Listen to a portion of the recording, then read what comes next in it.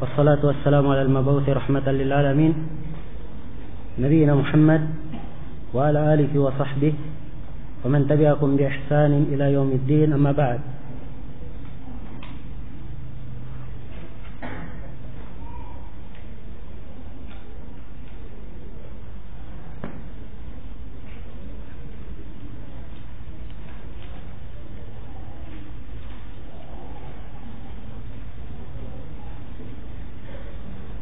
Kandungan dari ayat kursi sangat banyak sekali diuraikan oleh para ulama selain dari apa yang kita sebutkan tadi. Dan saya tambahkan di sini beberapa perkara. Di antara kandungan dari ayat bahwasanya Allah Subhanahu wa taala itu Maha Ghani, Maha cukup, tidak butuh terhadap selainnya, dan segala sesuatu adalah fakir, sangat butuh kepada Allah. Dan ini suatu hal yang telah dimaklumi. Namun sebagian orang ada kesulitan di dalam memahami sebagian nas seperti ayat ya ayyuhalladzina amanu in tansurullaha yansurkum. Wahai orang-orang yang beriman, kalau kalian menolong Allah, maka Allah akan menolong kalian. Atau ayat yang lain wala yansurannallahu man yansuruh. Sungguh Allah akan menolong orang-orang yang menolongnya. Muncul pertanyaan di sini, ditetapkan bahwa Allah itu ditolong. Bagaimana mengkompromikan dengan apa yang telah kita sebutkan bahwa Allah tidak perlu kepada yang lainnya, dan Allah Maha Kaya dan Maha Cukup dari selainnya. Jawabannya, dua ayat yang kita sebutkan tadi, pertolongan yang diinginkan di situ adalah pertolongan terhadap agamanya. Dan Allah Subhanahu wa taala Maha Cukup, tidak butuh pertolongan. Namun dari kesempurnaan hikmah Allah Subhanahu wa taala, salah satu jalan bagi seorang hamba mendapatkan kebaikan dari Allah apabila dia menolong agama Allah Subhanahu wa taala. Dan Allah sendiri tidak butuh kepada makhluk. Dan di ayat kursi ini juga tercantum Al-Ismul A'zam menurut salah satu pendapat di kalangan para ulama. Al-Ismul A'zam ini yaitu Al-Hayyul Qayyum. Dua nama ini disebut di dalam 3 surah. Di surah Al-Baqarah, yaitu di ayat kursi, di surah Ali Imran, dan di surah Taha. Di surah Al-Baqarah di ayat kursi kita ketahui bersama Allahu la ilaha illah wal hayyul qayyum. Di Ali Imran Allah berfirman Allahu la ilaha illahu al hayyul qayyum. Juga sama di surah Ali Imran. Dan di surah Taha ayat 111 wa anatil wujuhu lil hayyil qayyum. Dan tunduklah wajah-wajah dengan penuh kehinaan kepada Allah yang Maha hidup lagi Maha tegak. Iya.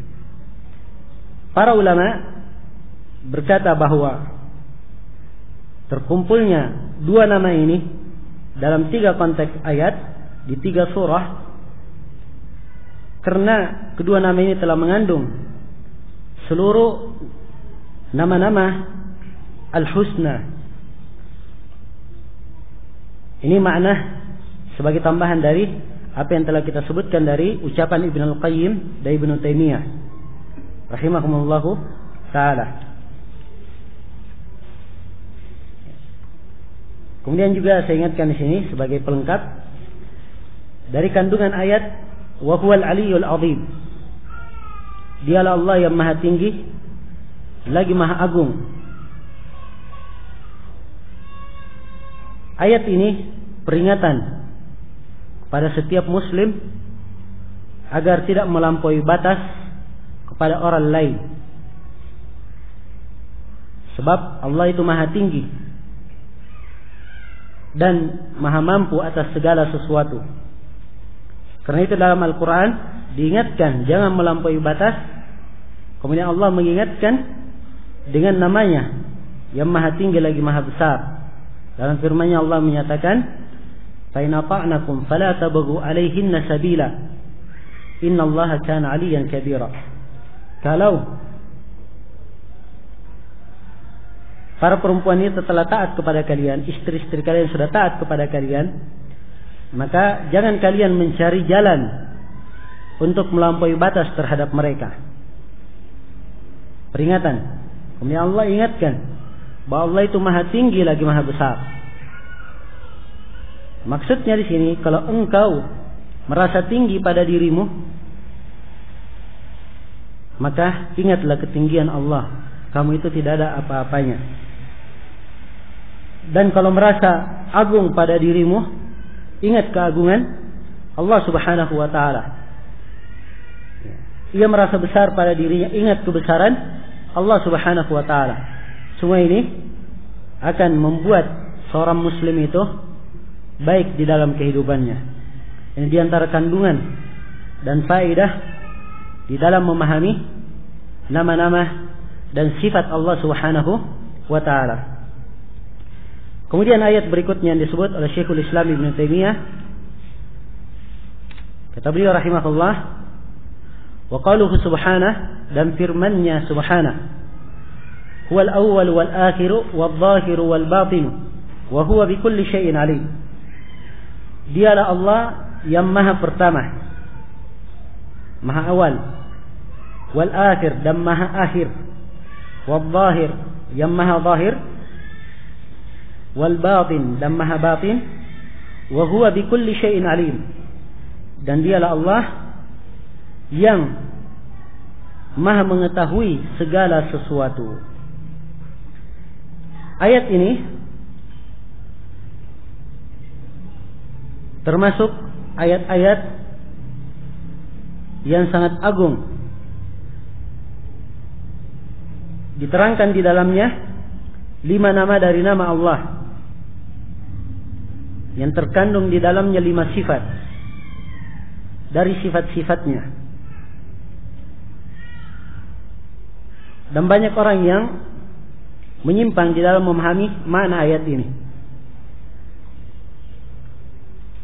Syekhul Islam Ibn Taimiyah selain dari menyebutkan ayat, sekarang beliau akan yang kita baca sekarang ini adalah urutan ayat-ayat, semuanya ayat-ayat. Beliau deret. Setelah itu beliau akan sebutkan hadis-hadis.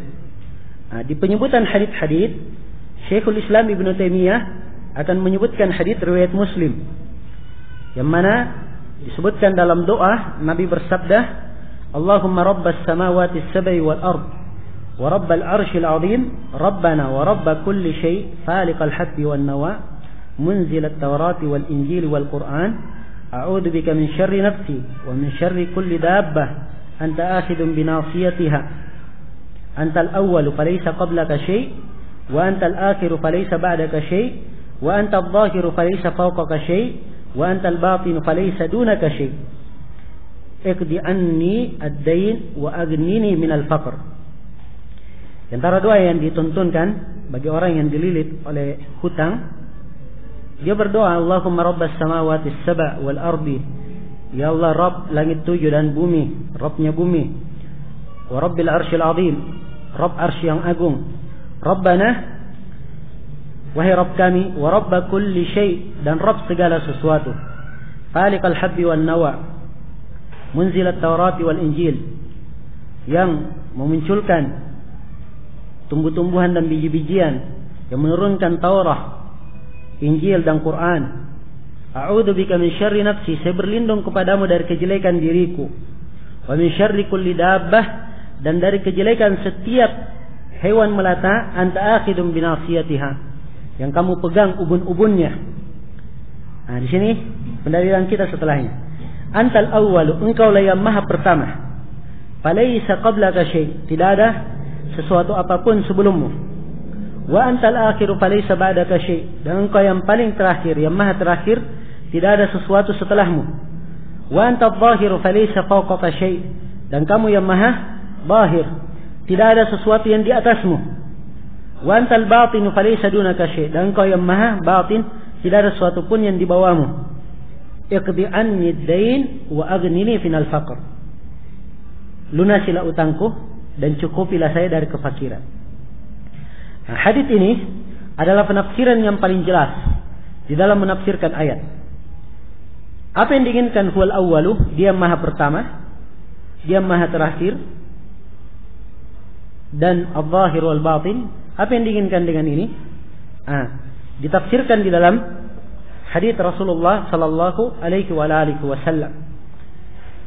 Tafsir ini menjelaskan akan kesempurnaan Allah Subhanahu wa taala, dan diterangkan bahwa nama al-awwal wal akhir, al-awwal wal akhiruh, ini penjelasan tentang ihata zamaniyah. Nah, dan al-zahir wal batin, ini penjelasan tentang ihata makaniyah, keluasan ihata Allah, liputan kekuasaan Allah Subhanahu wa taala, atau ihata Allah. Ya, apakah zaman, tempat maupun waktu. Al-awwal wal akhiruh, dua nama yang bergandengan, tidak dipisah penyebutannya, sama dengan al-zahir wal batin. Nah, dan ini telah berlalu satu kaidah kita sebutkan di pertemuan sebelumnya.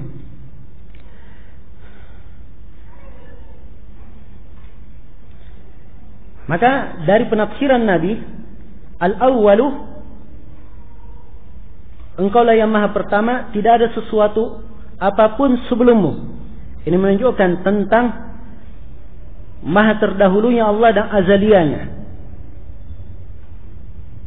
Kemudian al-akhiru diterangkan, engkau yang maha akhir, tidak ada sesuatu apapun setelahmu. Ini menunjukkan bahwa Allah maha tetap, maha kekal, maha abadi. Dan al-zahir diterangkan, falaysa fawqaka syai', tidak ada sesuatu pun di atasmu. Ini menunjukkan ulu Allah Subhanahu wa taala, ketinggiannya. Jadi al-zahir bermakna Allah yang maha tinggi, yang maha agung. Sebab ini tercakup ya di dalamnya. Al-batin diterangkan, falaysa dunaka syai', tidak ada sesuatu pun yang di bawahmu. Menunjukkan dekatnya Allah dan kebersamaan Allah terhadap makhluk. Dan akan kita terangkan makna ma'iyah dan kebersamaan, bahwa kebersamaan Allah kepada makhluknya terbagi dua. Ada kebersamaan khusus dan ada kebersamaan umum. Kebersamaan umum itu adalah al-ihatah. Allah meliputi hamba dengan ilmunya. Allah mengetahui apa yang dilakukan oleh hamba, kecil maupun besar, kasar maupun halus, dan seterusnya. Ini ma'iyah ammah, kebersamaan umum. Kebersamaan khusus, yaitu Allah melindungi hamba tersebut, menguatkannya, menolongnya. Dan kita akan terangkan nanti bahwa tidak ada pertentangan antara nas ini, Allah maha dekat dengan hambanya dengan sifat istiwanya di atas arsy. Ya.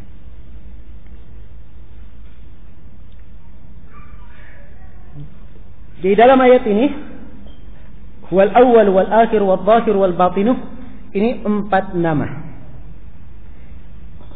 Nah, penafsiran yang paling bagusnya apa yang kita dengarkan tadi dari hadis Rasulullah sallallahu alaihi wasallam.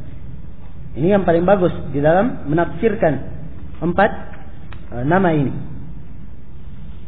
Berbeda dengan ahlul bidah dalam masalah ini, mereka berpaling dari nas-nas.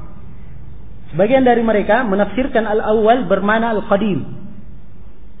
Bermakna al-qadim.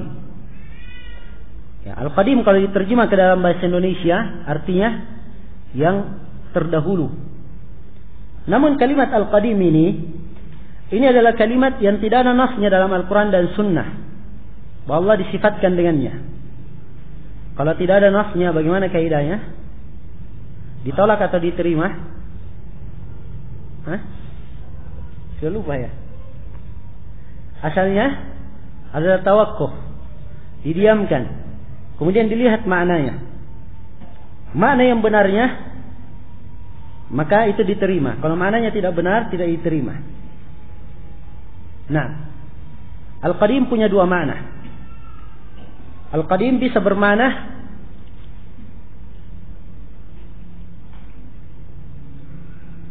qadamun hakiki, dahulu yang tidak ada yang mendahuluinya. Nah, kalau yang seperti ini maknanya, ini sabit, ini ditetapkan untuk Allah. Tapi ada dahulu nisbi. Misalnya seorang anak atau seorang ayah lebih dahulu daripada anaknya, kan begitu? Betul atau tidak? Ada nggak anak yang lebih dahulu dari ayahnya? Ya. Jadi dahulunya ayah di sini hanya dilihat, dinisbatkan kepada anaknya kalau dibanding dengan anaknya, tapi dia tidak dahulu secara mutlak. Yang kedua ini dinafikan dari Allah Subhanahu wa taala. Maksudnya Allah disifatkan seperti itu. Yang jelas penamaan Al-Qadim ini penamaan yang tidak ada dasarnya. Kalau ingin dijadikan min babil ikhbar, sekedar pengabaran saja, ya, maka hal tersebut tidaklah menjadi masalah. Namun lafaz al-awwalu itu hendaknya tidak ditafsirkan dengan lafaz al-qadim. Iya. Sebagaimana yang dilakukan oleh ahlul bid'ah.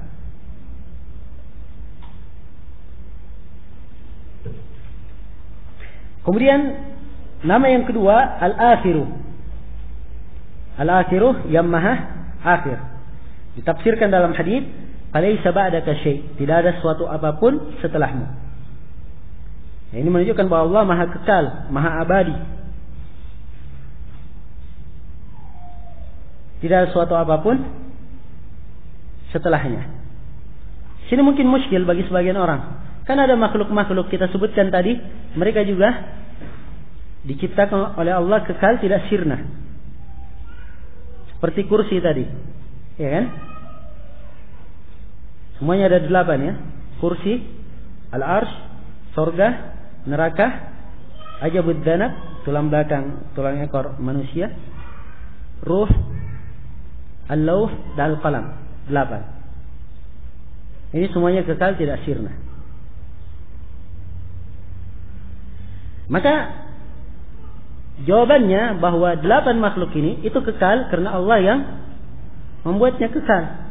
Jadi tidak bertentangan ya, dengan apa yang diterangkan bahwa Allah itu yang maha akhir, tidak ada sesuatu pun setelahnya. Dipahami ini? Dan di sini sebagian orang-orang Mu'tazilah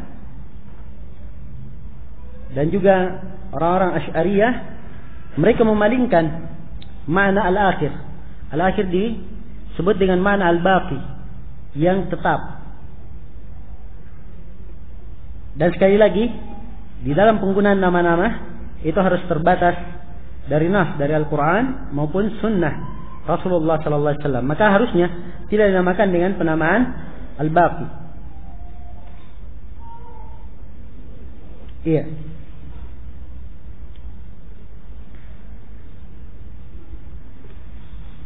Dan Imam Nawawi rahimahullahu taala di sini itu menetapkannya bahwa al-baqi dari sifat-sifatnya. Namun ini kesalahan dari Imam Nawawi. Dan beliau yang ma'ruf kadang tergelincir dalam bab asma wa sifat karena beliau tumbuh di lingkungan orang-orang Asy'ariyah. Iya. Maka diperhatikan hal-hal yang seperti ini dalam nama-nama dan sifat Allah Subhanahu wa taala. Sebab ini mazallatul aqdam, banyak orang yang tergelincir di dalamnya. Dan sekali lagi, paham akan maknanya memberikan pengaruh keimanan yang luar biasa pada seorang mukmin.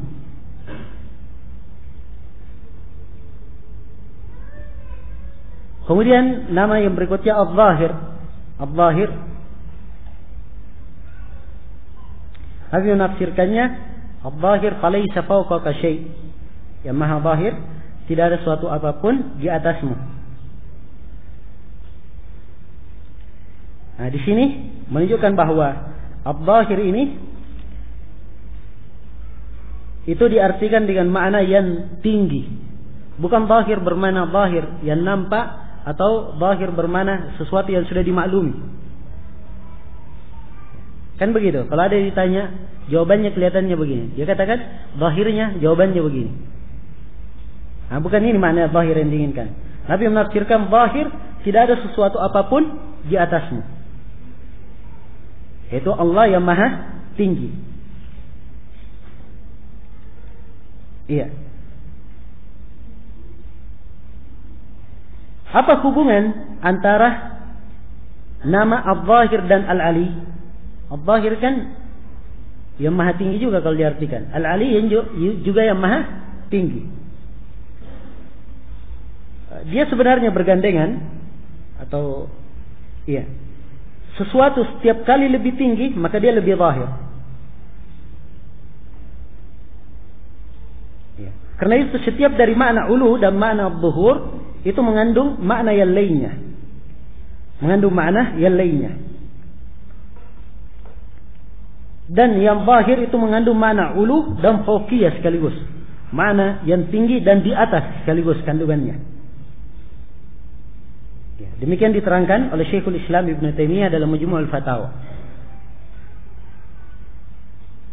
Jadi dalam Al-Zahir itu terkandung makna yang maha tinggi. Ya. Kalau dikatakan si khatib zahir di atas mimbar, artinya dia di atas mimbar. Maka Al-Zahir diartikan wa anta adh-dhahiru falaysa fawqaka syai'. Kamu lah yang maha tinggi, maha zahir, tidak ada suatu apapun di atasmu.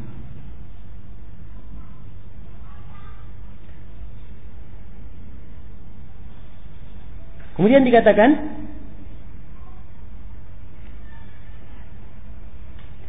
al-batin.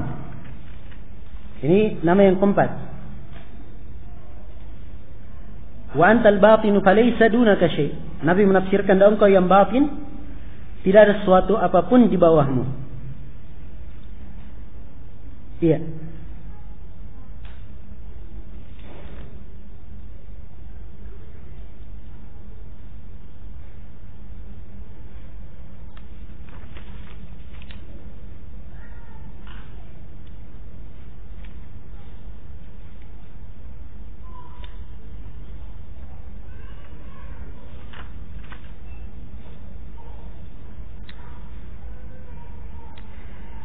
Jadi ditafsirkan oleh Rasulullah, al-batin itu sesuatu, tidak ada sesuatu, engkau lah yang maha batin, tidak ada sesuatu apapun di bawahmu.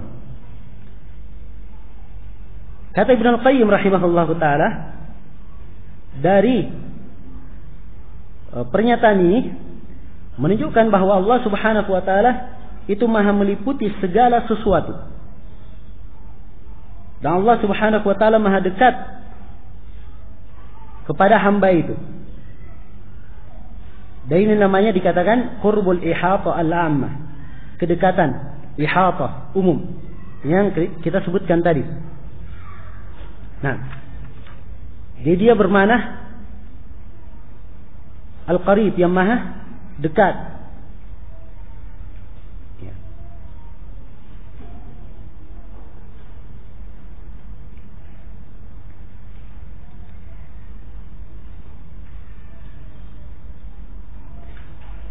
Baik.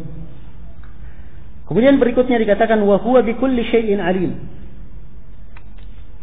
Dan dialah Allah atas segala sesuatu maha mengetahui. Nah, di sini penetapan sifat ilmu. Iya. Dan datang dalam sighah al-mubalaghah, yaitu maha berilmu. Dan ini termasuk sifat-sifat dzatiyah Allah Subhanahu wa taala.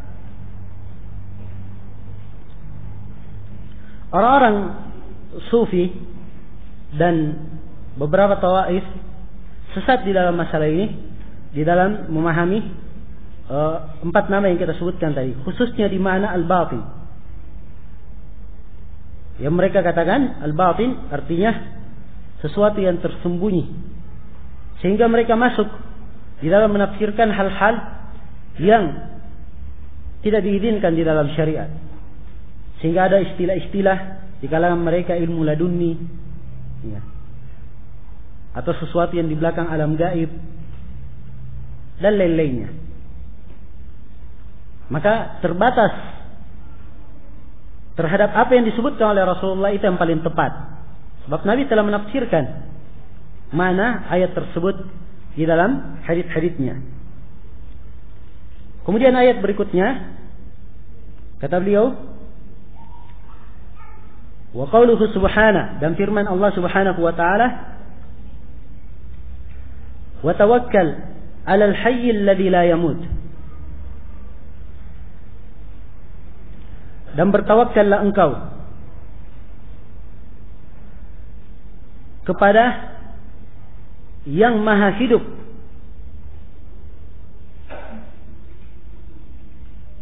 dan tidak akan mati.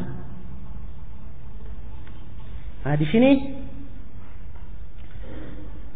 disebutkan al-itsbat wan nafi, penetapan dan nafi. Ditetapkan bahwa Allah itu maha hidup.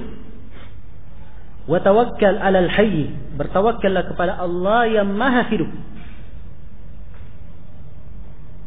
Ini penetapan. Ini namanya sifat tsubutiyah. Alladzi la yamut, ini sifat apa? Manfiyah.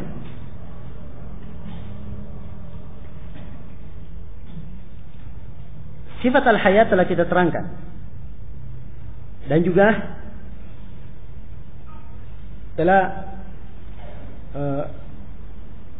atau yang ditekankan di sini adalah alladzi la yamut, yang tidak akan mati. Ini menunjukkan kesempurnaan kehidupan Allah Subhanahu wa taala. Dan suatu hal yang dimaklumi bahwa kehidupan itu akan runtuh dengan kematian. Maka dari kesempurnaan Allah, Allah maha hidup dan tidak akan mati. Iya. Dan di dalam hadis ini atau di dalam ayat ini disebutkan wa tawakkal, dan bertawakkallah engkau. Apa itu tawakal? Tawakal artinya serahkan segala perkaramu kepada Allah Subhanahu wa taala. Tawakal arti asalnya adalah tafwid, menyerahkan segala perkara kepadanya. Hakikat dari tawakal secara syar'i adalah kebenaran bersandar atau kebenaran penyandaran hati kepada Allah di dalam memetik atau mengambil sesuatu yang bermanfaat dan menolak sesuatu yang berbahaya. Jadi kapan hatinya bertawakal kepada Allah untuk meraih suatu perkara yang bermanfaat atau menolak sesuatu yang berbahaya, itulah dinamakan tawakal. Ini menunjukkan kepada kita bahwa tawakal ini adalah dari amalan hati. Dari amalan hati. Dan tawakal adalah perkara yang sangat agung sekali dalam syariah. Namun tawakal itu bukan hanya sekedar menyandarkan perkara kepada Allah tanpa menjalankan sebab. Juga harus menjalani sebab. Sebab Allah Subhanahu wa taala telah menjadikan sebab-sebab seseorang itu, dengan sebab tersebut dia mendapat kebaikan atau menolak kejelekan. Karena itu Nabi Nuh alaihi salam ketika kaumnya akan dibinasakan dengan banjir, beliau diperintah untuk mengambil sebab. Apa itu? Membuat perahu. Maryam, padahal kalau Allah ingin menyelamatkan Nabi Nuh tanpa membuat perahu, Allah maha mampu atas segala sesuatu. Tapi ini sudah merupakan sunnatullah, bahwa segala sesuatu harus dengan sebab. Maryam, ibu Nabi Isa, ketika sudah berat, hampir melahirkan, diperintah untuk berbaring di bawah pohon korma. Dan dikatakan, wahuzzi ilaiki bijid'in nakhlah tusaqitu alaiki rutaban janiyya. Goyangkanlah ranting pohon nakhla itu, maka akan berjatuhan kepadamu rotop-rotop, siap untuk dipetik, siap untuk dimakan. Perhatikan ya, rotop itu korma yang mulai menguning, belum matang. Kalau matang jatuh kan wajar ya. Ini rotop, mulai menguning, masih keras di tangkai. Pohon korma tinggi, tidak mungkin dengan rantai digerakkan bisa jatuh. Sama dengan pohon kelapa misalnya, ya. Walaupun diketuk-ketuk di bawah, tidak jatuh di atas. Tapi kenapa diperintah demikian? Untuk mengambil sebab, walaupun sedikit, ya. Namun dengan sebab tersebut Allah Subhanahu wa taala memudahkan untuknya. Dan ini sudah merupakan sunnatullah, ketentuan dari Allah Subhanahu wa taala, harus mengambil sebab. Maka orang yang di dalam tawakalnya tidak bersandar kepada Allah, ini berbahaya tauhidnya. Dan orang yang di dalam tawakalnya tidak mengambil sebab, maka ini ada kelainan dalam akalnya. Sebab akal yang sehat tidak mungkin berpikir untuk tidak mengambil sebab. Orang yang ingin selamat tidak ditabrak, tapi setiap kali ada mobil lewat, dia jalan di depannya. Ya, tidak masuk di akal ingin selamat seperti itu keadaannya. Nah, maka harus mengambil sebab, menjalani sebab. Dan berkaitan dengan masalah sebab ini, mengambil sebab sebenarnya banyak hal yang butuh diuraikan. Cuman kelihatannya kurang layak kalau kita uraikan di sini. Ya, sebab banyak orang yang jatuh di dalam perbuatan-perbuatan arahnya kepada kesyirikan dan dia tidak tahu.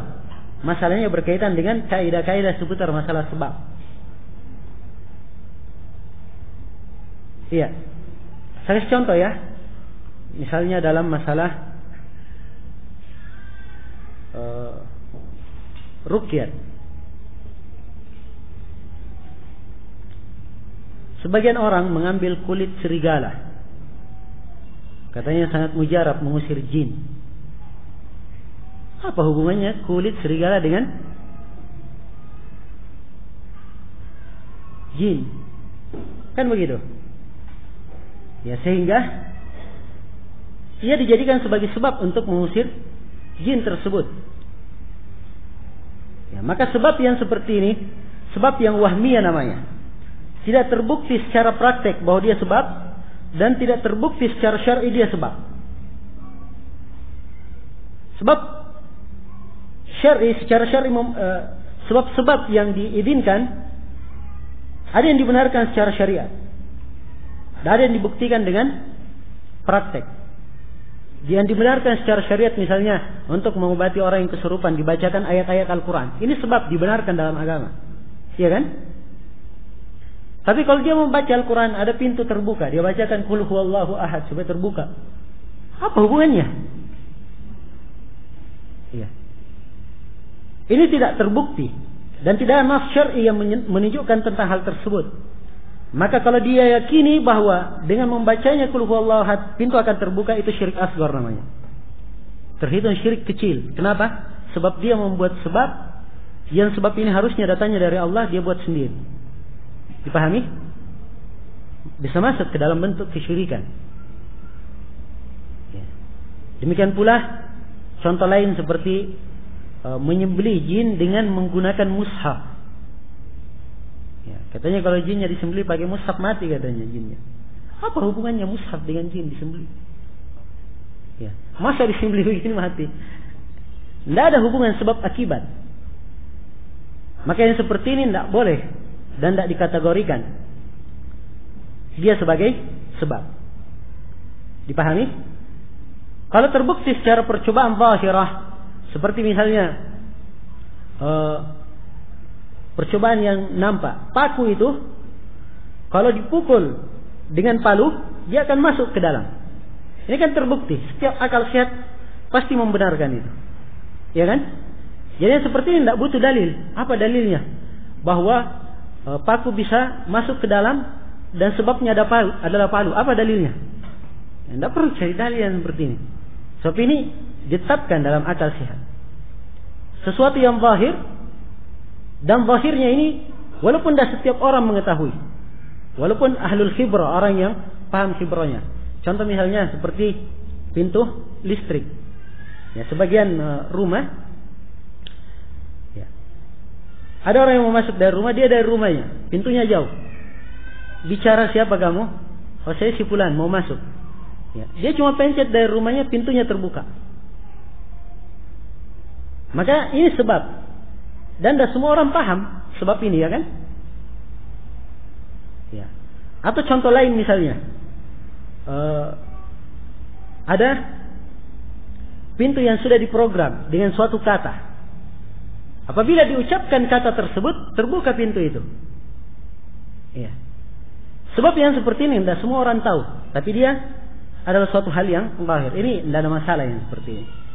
Namun hal-hal yang saya sebutkan tadi tidak ada kaitannya dengan sebab.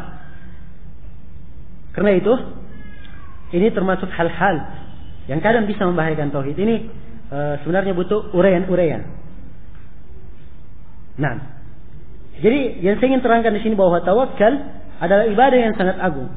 Hakikatnya dia menyerahkan segala perkaranya kepada Allah dan menjalani sebab-sebab. Karena tawakal itu ibadah hati, maka tawakal itu hanya diserahkan kepada Allah Subhanahu wa taala. Kapan dia tawakal kepada makhluk yang tidak mampu, seperti tawakal kepada orang yang mati, penghuni kubur, meminta manfaat atau menolak bencana, maka ini terhitung syirik akbar. Ya. Dan ada tawakal yang syirik asgar. Kalau dia menyerahkan perkaranya kepada seorang dan seakan-akan dia bertumpu pada orang itu. Ya. Seakan-akan tidak ada keselamatan untuk dirinya kecuali orang ini berhasil. Maka ini terhitung syirik asgar. Dan ada tawakal, sifatnya hanya sebagai taukil, dia serahkan saja. Ya, dalam perkara-perkara yang biasa dan manusia mampu melakukannya. Saya punya teman, saya katakan kepadanya, tolong bereskan perkara ini, masalah ini. Dia lakukan, dia jalankan. Selesai, maka ini namanya tidak ada masalah. Ini termasuk tawakal yang diperbolehkan. Dia sebenarnya lebih dikenal dengan nama taukil. Ya, mengalihkan. Ini yang terkandung dalam ayat wa tawakkal 'alal hayyil ladzi la yamut. Kemudian firman Allah Subhanahu wa taala berikutnya, wa huwal alimul hakim. Dan dialah Allah yang maha al-alim, yang maha mengetahui, al-hakim, dan maha hakim. Kita akan terangkan makna hakim. Ini dua ayat atau dua nama, al-alim, yang maha mengetahui. Terkandung di dalamnya penetapan sifat ilmu. Ini sudah berulang bersama kita berulang kali. Ya. Dan nas-nas tentang penetapan sifat ilmu ini dalam Al-Quran dan hadits, atar-atar tidak bisa dihitung. Banyaknya nas yang menunjukkannya. Kita harus mengetahui bahwa Allah Subhanahu wa taala mempunyai sifat ilmu dan maha mengetahui segala sesuatu. Allah tahu apa yang telah terjadi. Allah tahu apa yang akan terjadi. Allah tahu yang sedang terjadi. Allah tahu yang tidak akan terjadi.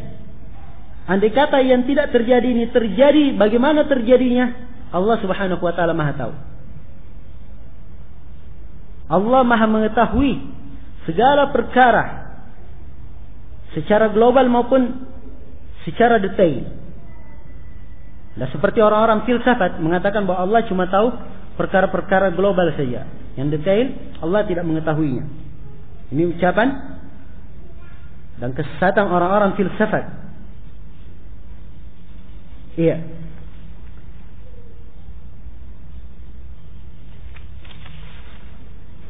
Allah mengetahui apa yang tidak akan terjadi. Andai kata terjadi, bagaimana terjadinya Allah Maha tahu. Dalam Al-Quran Allah menyatakan,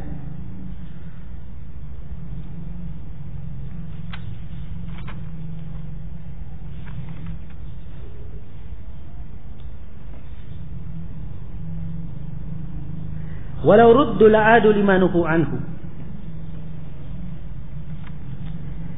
Andai kata mereka dikembalikan, maka niscaya mereka akan kembali lagi melakukan perbuatannya. Ini terhadap orang-orang kafir. Allah menyatakan kalau mereka dikembalikan lagi ke dunia, pasti mereka akan mengulangi lagi perbuatannya. Tentunya tidak akan mungkin dikembalikan. Tidak mungkin dihidupkan kembali. Namun Allah sudah mengetahui kalau mereka kembali lagi, dihidupkan lagi, pasti begitu lagi perbuatannya. Dan juga Allah Subhanahu wa taala berfirman, "Lau 'alima Allahu fihim khairan la asma'ahum." Andai kata Allah tahu pada mereka itu ada kebaikan, maka mereka akan dibuat mendengarkan ayat-ayat itu. Iya. Tidak terjadi mereka mendengar ayat. Itu yang sudah ditetapkan. Dan Allah tahu kalau mereka dibuat mendengar, mereka tidak akan mendapatkan kebaikan, tidak mengambil kebaikan darinya.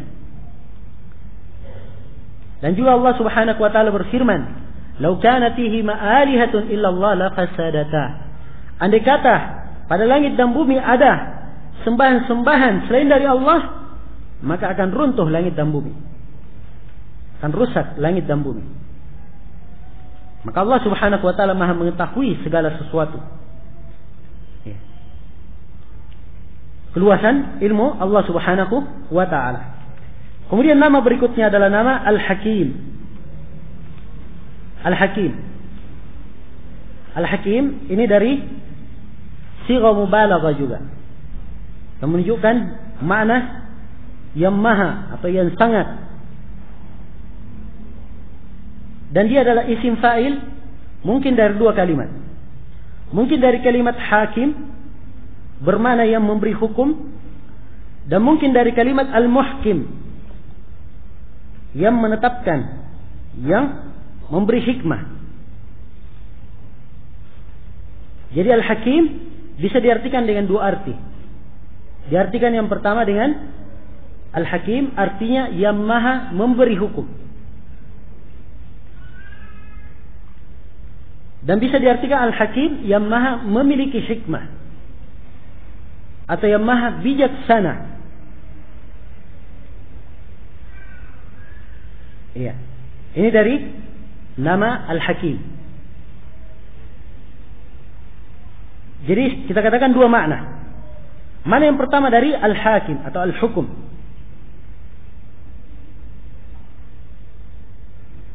Bagi Allah Subhanahu wa taala hukum di dunia dan di akhirat.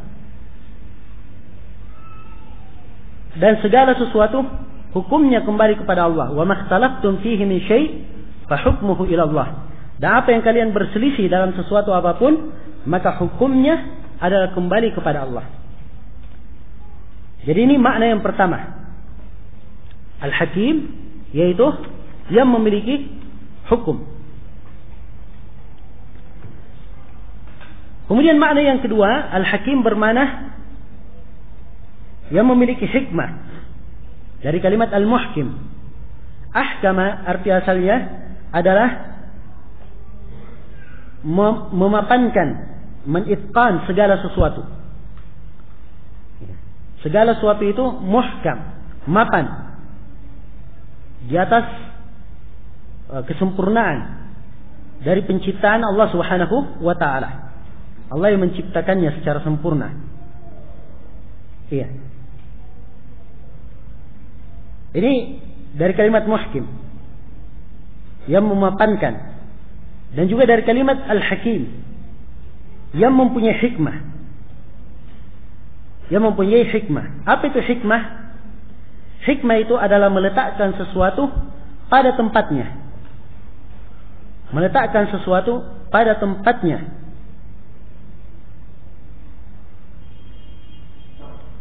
Dan diletakkannya sesuatu pada tempatnya itu karena mempunyai tujuan-tujuan yang terpuji. Seperti dalam firman Allah Subhanahu wa taala, hikmatun balighatun fama tughni nudur. Itu adalah hikmah balighah dari Allah. Hikmah yang sangat mendalam. Tidak ada peringatan yang bermanfaat bagi orang-orang yang kafir itu. Maka hikmah adalah meletakkan suatu pada tempatnya. Itulah keadilan. Karena itu dari ayat ini juga bisa kita petik bahwa Allah itu maha adil. Dan tidak mungkin Allah melakukan suatu kezaliman. Kezaliman itu adalah meletakkan sesuatu bukan pada tempatnya. Itu namanya kezaliman. Allah maha mempunyai hikmah dalam perbuatannya, dalam penciptaannya, di dalam syariatnya, di dalam takdir yang dia tetapkan. Dan Allah mempunyai hikmah dalam segala sesuatu. Iya. Dari kalimat ini atau dari penafsiran bahwa Al-Hakim bermakna mempunyai hikmah, ini menunjukkan bahwa perbuatan-perbuatan Allah itu ada tujuannya. Dan ini prinsip ahli sunnah. Adapun ahlul bidah dari kalangan Asy'ariyah dan lain-lainnya, mereka katakan perbuatan Allah tidak ada ta'lilnya, tidak ada alasan, tidak ada tujuannya. Ya. Karena itu mereka katakan perbuatan Allah ya begitu saja perbuatan, tidak ada hikmahnya. Dan ini adalah suatu hal yang salah. Kata Syekhul Islam Ibnu Taimiyah dalam Minhajus Sunnah, sepakat kaum muslimin bahwa Allah disifatkan dengan sifat hikmah. Iya. Dan Al-Quran penuh menjelaskan tentang sifat hikmah tersebut. Nah, ya sebagai kesimpulan dari kalimat dari nama Al-Hakim, ini pecahannya dari dua. Bisa bermakna yang maha memberi hukum dan bisa bermakna yang maha menetapkan segala sesuatu atau yang maha mempunyai hikmah. Yang maha mempunyai hikmah.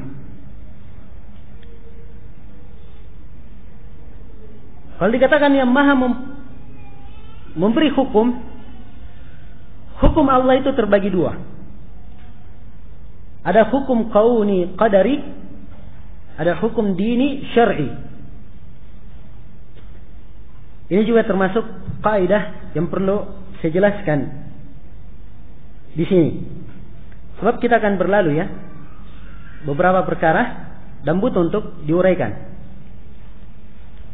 Dan ini termasuk kaidah penting yang apabila seorang memahami kaidah ini dengan baik, akan nampak insyaallah taala jalan terang di dalam memahami nas-nas. Apakah itu berkaitan dengan masalah takdir atau berkaitan dengan masalah peribadatan kepada Allah, ya, pensifatan wali Allah dan sebagainya. Kaidah ini berkaitan dengan kalimat-kalimat yang terbagi dua. Ada beberapa kata, beberapa hal yang punya dua hukum, dua bagian. Dibagi menjadi kauni qadari dan dibagi menjadi dini syar'i. Ya. Sesuatu yang kauni qadari, kauni artinya kaun, ya, penciptaan, qadari takdir Allah. Ini berkaitan dengan perintahnya, ketentuannya, perbuatannya, ya, takdirnya. Ini kauni.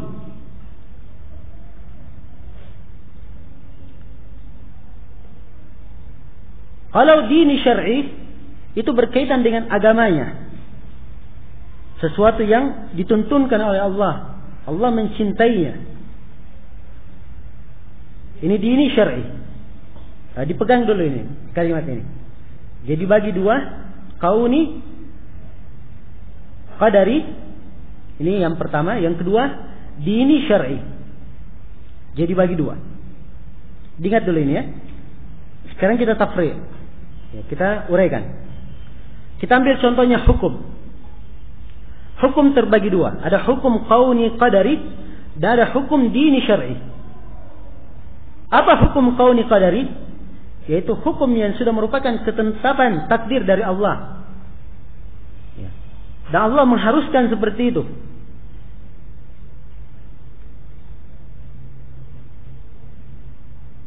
Ini hukum kauni qadari.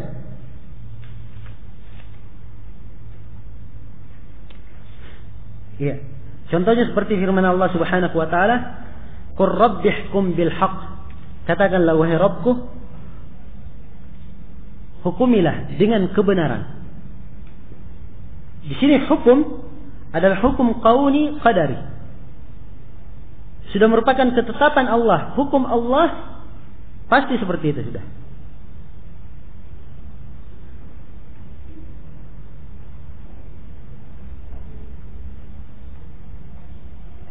Iya. Atau seperti ucapan saudaranya Nabi Yusuf dalam Al-Quran dikatakan, "Falan abrahal arda hatta ya'zana li abi aw yahkum Allahu." Saya terus menerus di bumi sampai ayahku mengizinkan untukku atau Allah menurunkan hukumnya. Maksudnya ketentuannya yang sudah ditakdirkan terhadapku. Iya. Kalau hukum dini syar'i, hukum yang kedua, dini syar'i, itu adalah hukum yang berkaitan dengan ketentuan Allah dan ketentuan ini Allah mencintainya. Iya. Seperti dalam ayat, "Innallaha yahkumu ma yurid." Sungguhnya Allah menghukumi apa yang Allah kehendaki. Hukum di sini dikaitkan dengan kehendaknya. Berarti hukum ini adalah suatu yang dicintainya. Apalagi kalau dilihat konteks ayat sebelumnya. Kemudian disebut juga di ayat yang lain, "Dzalika hukmullahi yahkumu bainakum." Itu adalah hukum Allah yang Allah berhukum di antara kalian.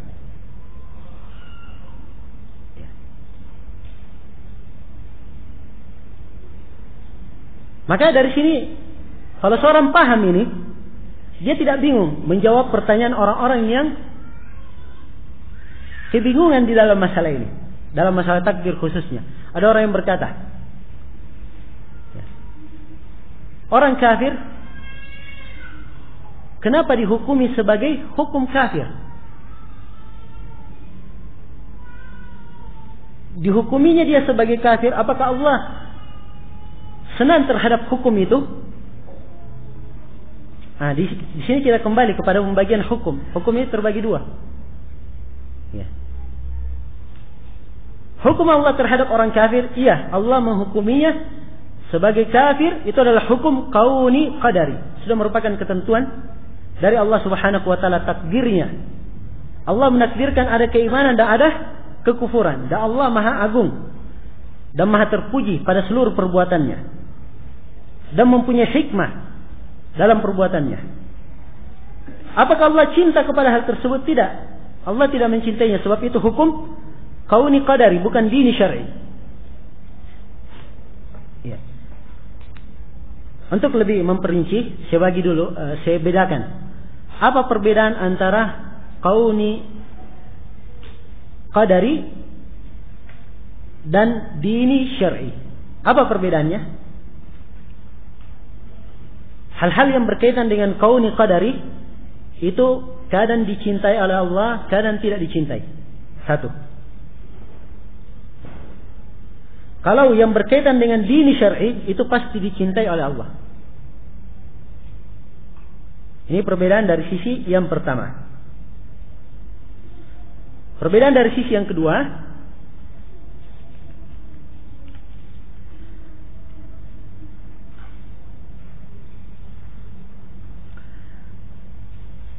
hal-hal yang merupakan kauni dan kauni qadari, itu pasti terjadi. Hal-hal yang merupakan kauni qadari pasti terjadi.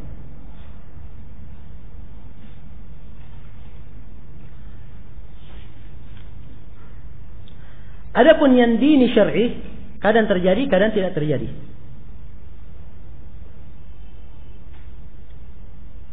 Ya.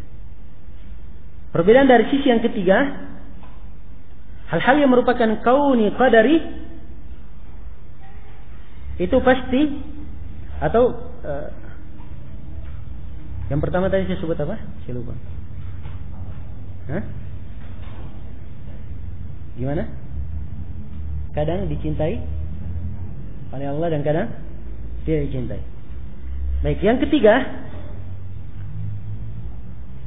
perbedaan yang ketiga, kalau kauni qadari itu dimaksudkan pada selainnya, dan kalau dini syar'i itu dimaksudkan pada dirinya, maksud li dzatihi.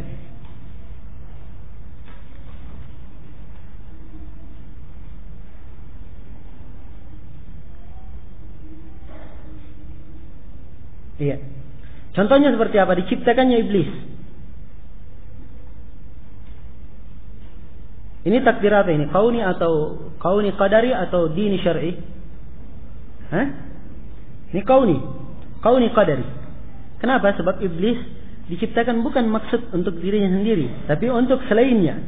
Dengan diciptakannya iblis ini, dia menyesatkan manusia, maka dengan hal tersebut menjadi sebab orang-orang bermujahadah di jalan Allah, adanya orang-orang yang bertobat kembali kepada Allah, istighfar dan lain-lainnya dari amalan kebaikan terbuka. Dipahami ya ikhwah? Ini mana maksudah di gairi. Ya. Dan kalau dini syar'i itu diinginkan pada dirinya sendiri. Ya. Seperti misalnya Allah menghendaki hamba itu beriman. Maka keimanan ini itu adalah suatu hal yang dikehendaki oleh Allah Subhanahu wa taala dan dicintai, diridhai oleh Allah Subhanahu wa taala. Dipahami? Ini perbedaan-perbedaannya. Ya, baik. Ini sebagai kaidah-kaidah mungkin akan lebih jelas kalau kita terangkan pembagian-pembagian atau kalimat-kalimat yang bisa dibagi dua menjadi kauni qadari, dini syar'i. Sekarang kalimat yang pertama al-hukum di sini. Hukum terbagi dua. Ada hukum apa disebut tadi? Hukum kauni qadari, dan yang kedua ada hukum dini syar'i. Kalimat yang kedua adalah al-iradah. Iradah terbagi dua. Ada iradah kauniyah, qadariyah, dan ada iradah diniyah, syar'iyah. Sama saja pembagiannya. Cuma iradah kan pakai ta marbuthah, jadi tambah juga ta marbuthahnya dalam penggunaan bahasa Arabnya. Ya.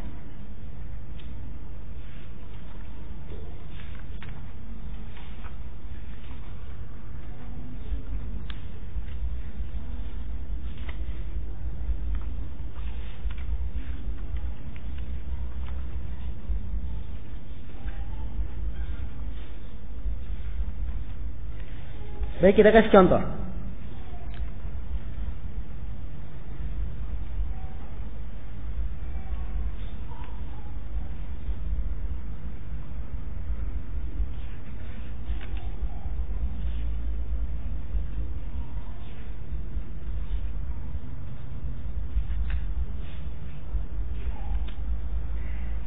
Contoh iradah kauniyah qadariyah.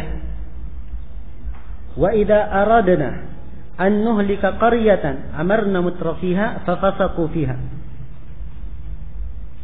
Kalau kami menghendaki untuk membinasakan suatu kaum, maka kami perintah orang-orang yang kaya di antara mereka, lalu mereka berbuat kefasikan. Nah, Kemudian setelah itu barulah mereka dihancurkan. Itu kelanjutan dari ayat. Di sini kalimat wa idza aradna, apabila kami menghendaki. Kehendak apa yang diinginkan di sini? Ini kan iradah. Ini iradah kauniyah. Maka begitu ditanya, apakah iradah ini Allah menghendaki, Allah cinta kepadanya? Kita katakan ini iradah kauniyah. Allah menakdirkannya seperti itu. Apakah Allah cinta kepadanya? Dia iradah kauniyah, bukan iradah syar'iyah. Kalau iradah syar'iyah, Allah mencintainya. Tapi kalau iradah kauniyah, ada yang dicintai oleh Allah dan ada yang tidak dicintainya. Kan begitu. Dan Allah Maha mempunyai hikmah dalam perbuatannya. Demikian pula ayat wa idza arada Allahu biqaumin su'an fala maraddalah. Dan apabila Allah menghendaki kejelekan pada satu kaum, maka tidak ada yang menolaknya. Di sini kehendak juga irada. Apabila Allah beriradah, irada apa yang diinginkan di sini? Ini kauniyah, qadariyah. Contoh irada yang lain atau irada yang kedua, irada diniyah syar'iyah. Contohnya seperti ayat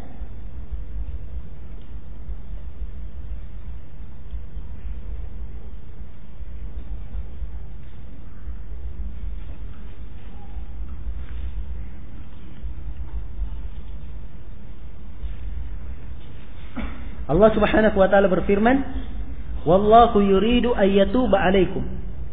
Dan Allah menghendaki untuk memberikan tobat kepada kalian.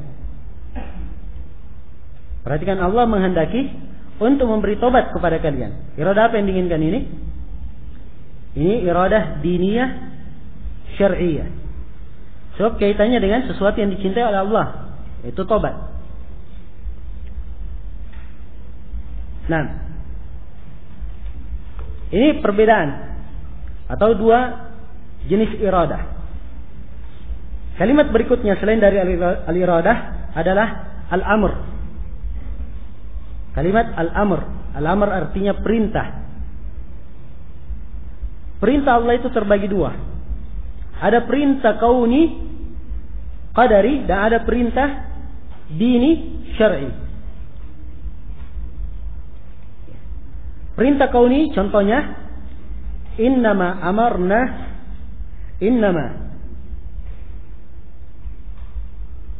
amarna li syai'in idza aradnahu an naqula lahu kun fayakun. Sungguhnya kami memerintah pada sesuatu, kalau kami menghendaki sesuatu itu terjadilah, maka terjadilah sesuatu itu. Nah, di sini diinginkan kami menghendakinya.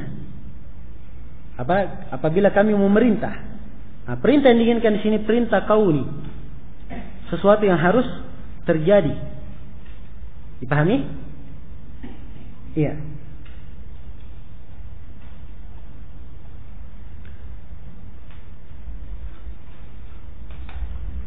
Kemudian perintah yang kedua adalah al-amr dini, perintah dini.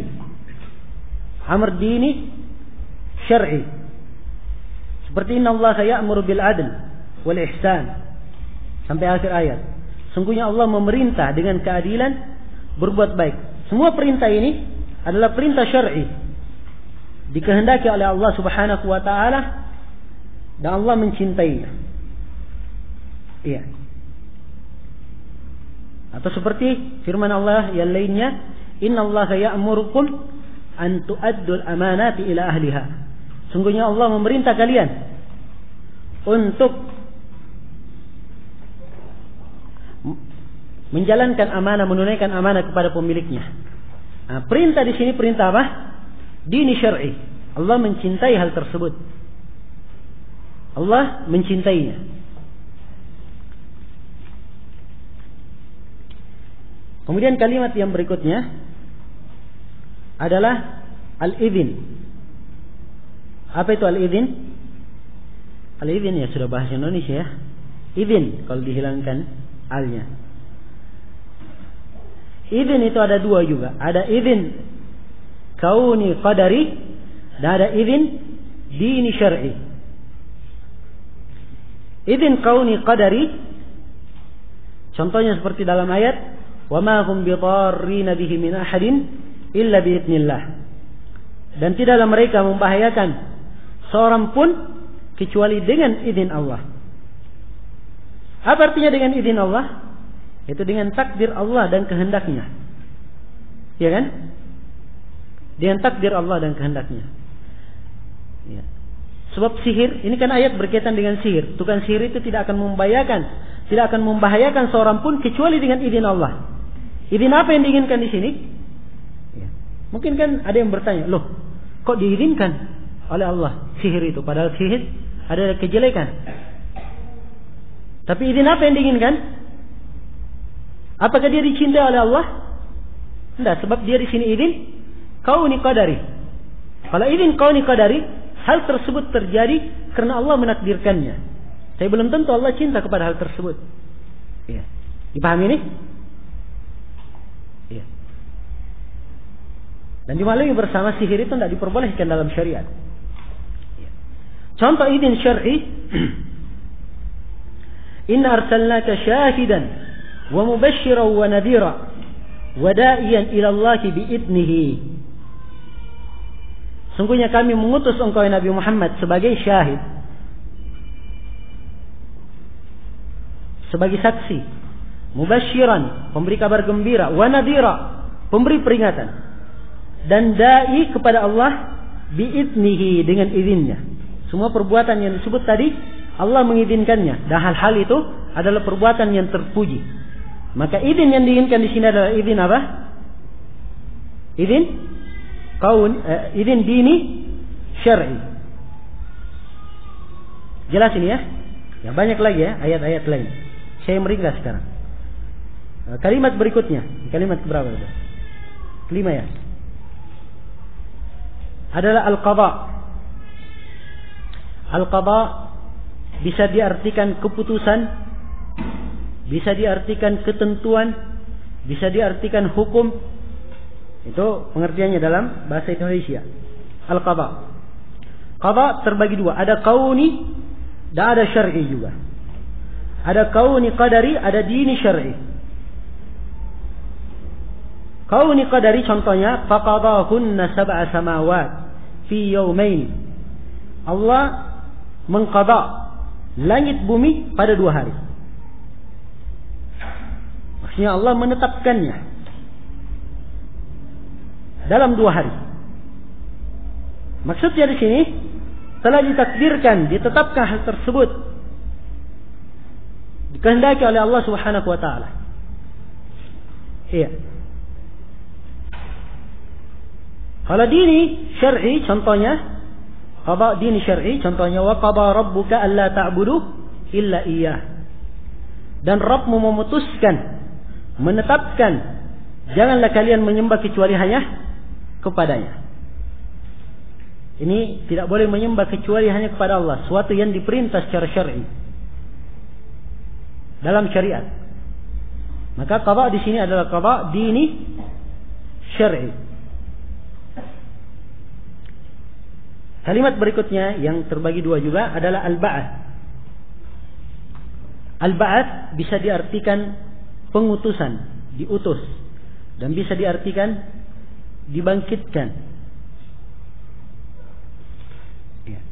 Al-ba'ats itu terbagi 2, ada ba'ats kauni qadari dan ada ba'ats dini syar'i. Ba'ats kauni qadari contohnya, fa idza jaa wa'dul akhirah ba'atna 'alaikum 'ibadan lana uli ba'sin syadid fajasu khilalat diyar.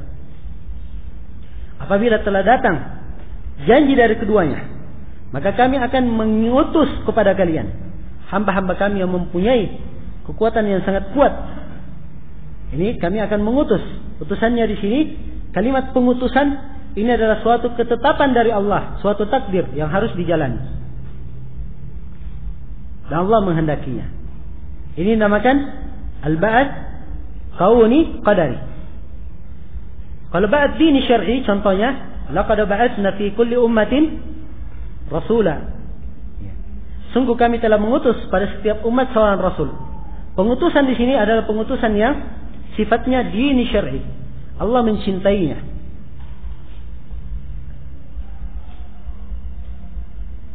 Baik, lafaz lain. Kalimat lain adalah kalimat al-irsal.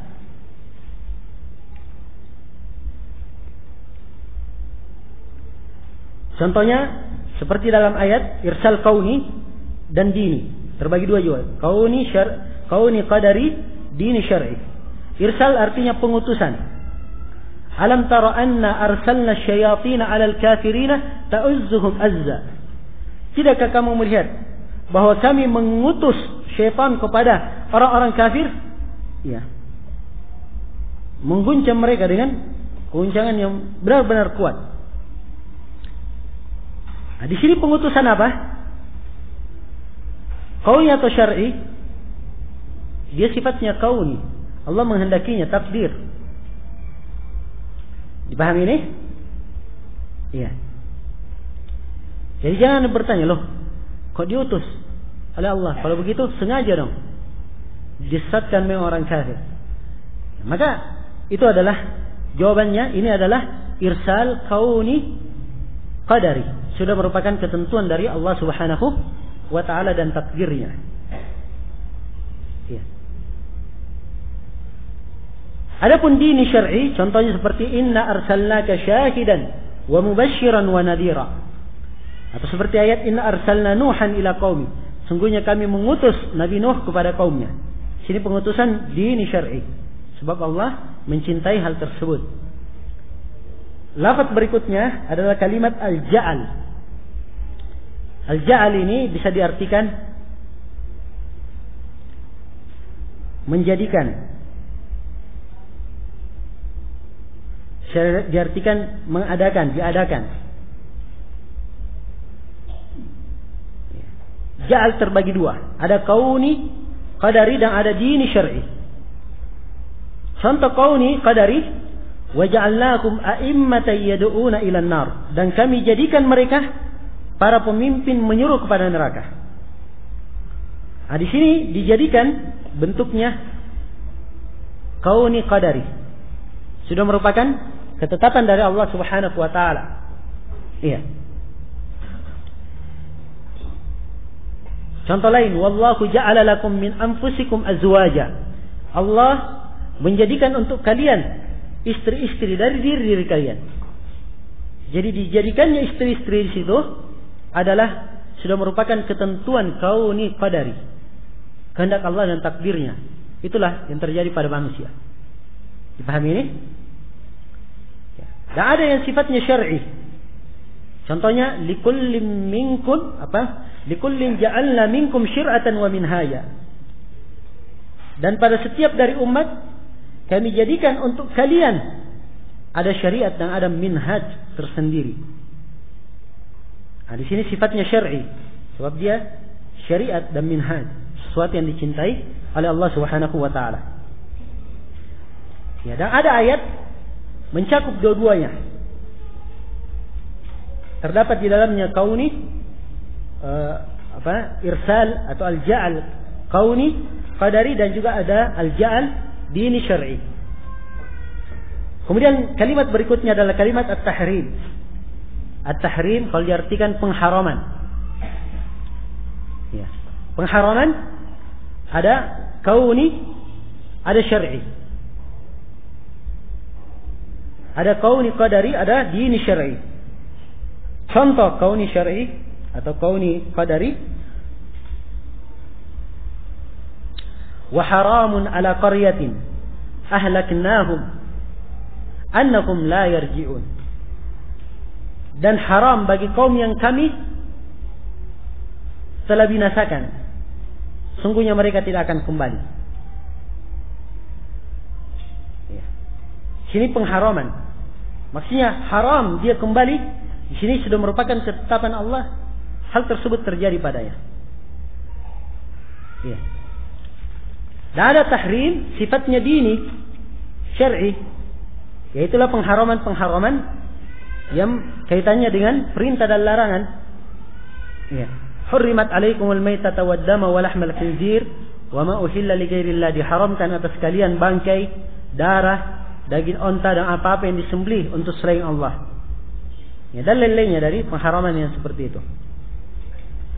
Kemudian berikutnya di antara kalimat-kalimat yang terbagi dua menjadi kauni qadari dan dini syar'i adalah al-kalimat. Al-kalimat artinya kalimat-kalimat, firman-firman.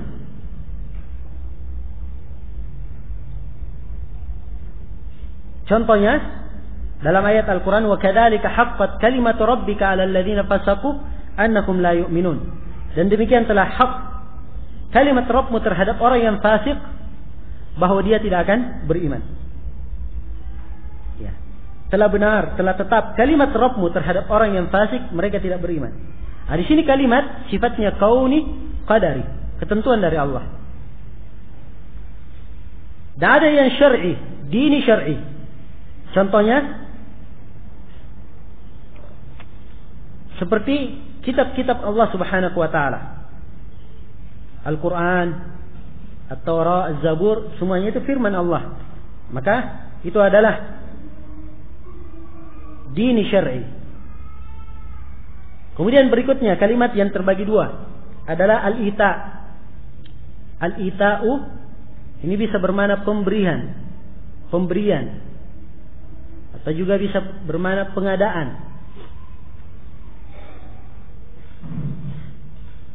atau bisa bermakna yang didatangkan. Contoh kauni qadari, wallahu yu'ti mulkahu man yasha. Allah memberi kekuasaan kepada siapa yang Allah kehendaki. Ini memberi. Di sini sifatnya kauni. Siapa yang Allah kehendaki, dia diberi. Dan ada syar'i, contohnya wa ma atakum ar-rasul fakhudhuh. Apa yang dibawa oleh Rasul, maka ambillah dia. Kita diperintah mengambilnya, menunjukkan bahwa yang dibawa ini adalah perintah, sesuatu yang sifatnya dini syar'i, dicintai oleh Allah Subhanahu wa taala. Berikutnya, kalau saya enggak salah ini yang sudah yang ke-12 ya. Terakhir adalah al-kitabah. Al-kitabah bisa bermakna penulisan, bisa bermakna ketetapan. Kitabah terbagi dua, ada kitabah kauniyah qadariyah, ada kitabah diniyah syar'iyah. Contoh kauniyah qadariyah, kataballahu la aghlibanna ana wa rusuli. Kataballahu la aghlibanna ana wa rusuli. Allah telah menetapkan, telah menuliskan bahwa saya sungguh akan menang dan juga para rasulku akan menang. Ini penetapan kitabah, dan yang diinginkan di sini kauni qadari, suatu itu pasti terjadi, ya, harus terjadi. Kemenangan Allah dan kemenangan para rasulnya itu suatu yang pasti terjadi. Dipahami?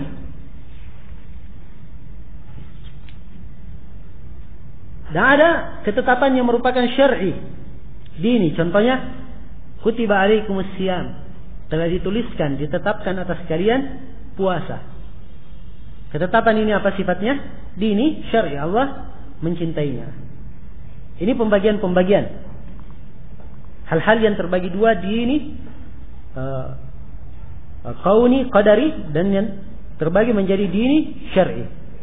Ini kaidah dasar yang hendaknya dipahami.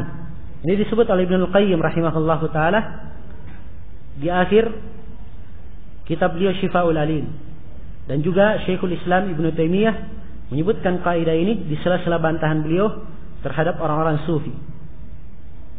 Banyak sekali manfaatnya kalau dipahami. Sebab banyak orang yang tergelincir karena tidak memahami pembagian-pembagian syar'i. Ya, dangkal di dalam memahami. Dan sebagaimana yang dikatakan oleh para ulama, wa kam aiban qaulan sahihan wa afatuhu min fahmin saqimi. Dan betapa banyak orang yang mencelah ucapan yang benar, rusaknya celaan tersebut asalnya karena pemahaman yang sakit, pemahaman yang salah. Maka butuh diperbaiki pemahaman, diluruskan. Iya. Ini kaidah-kaidah dasar. Mungkin di antara hadirin ada yang kurang memahami apa yang saya sebutkan tadi. Namun hendaknya yang belum kita pahami itu jangan dilupakan, tapi dijadikan sebagai PR supaya bisa dipahami. Dan akan berlalu lagi pada kesempatan-kesempatan yang akan datang. Karena itu saya uraikan dari sini, sebab akan berlalu Ya. Beberapa hal kaitannya dengan pembagian-pembagian ini. Ya, wallahu taala alam. Saya tidak bisa lanjut sampai setelah asar. Materi sementara cukup dulu sampai sini. Masih ada waktu sedikit sampai waktu sholat asar kita pakai untuk menjawab beberapa pertanyaan. Hikmah diciptakannya iblis. Karena ada orang yang mengatakan bahwa iblis menggoda manusia. Perbuatannya ini adalah bentuk peribadatan kepada Allah. Ini adalah ucapan orang yang sesat dan salah memahami hikmah syariah. Nah, di dalam berbagai ayat telah diterangkan bahwa iblis itu kafir. Dikatakan fakafarah an amri rabbi, dia kafir terhadap perintah Rabbnya.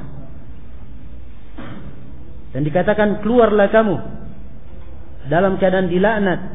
Sebagian ayat dalam keadaan penuh dengan kehinaan, menunjukkan bahwa perbuatan iblis adalah sesuatu yang tidak diridhai oleh Allah Subhanahu wa taala. Jadi iblis diciptakan, ya. Diciptakannya iblis itu adalah kehendak Allah. Kehendak apa? Kauni atau syar'i? Kauni. Allah menakdirkannya. Dan kalau dia sifatnya kauni, kita katakan tadi, kadang terjadi, kadang tidak terjadi. Kadang dicintai oleh Allah, kadang tidak dicintai oleh Allah. Hakikatnya Allah menakdirkan seluruhnya. Itu kauni. Allah menakdirkannya. Dan Allah pada setiap takdirnya punya hikmah. Iblis diciptakan, diterangkan dalam ayat, hikmahnya supaya nampak siapa yang ikhlas dalam beribadah kepada Allah dan siapa yang tidak ikhlas. Karena itu iblis berkata akan menyesatkan seluruh hamba-hamba Allah Subhanahu wa taala, dan disebut illal mukhlasin, kecuali orang-orang yang ikhlas. Ini di antara hikmah diciptakannya. Ya, wallahu taala a'lam.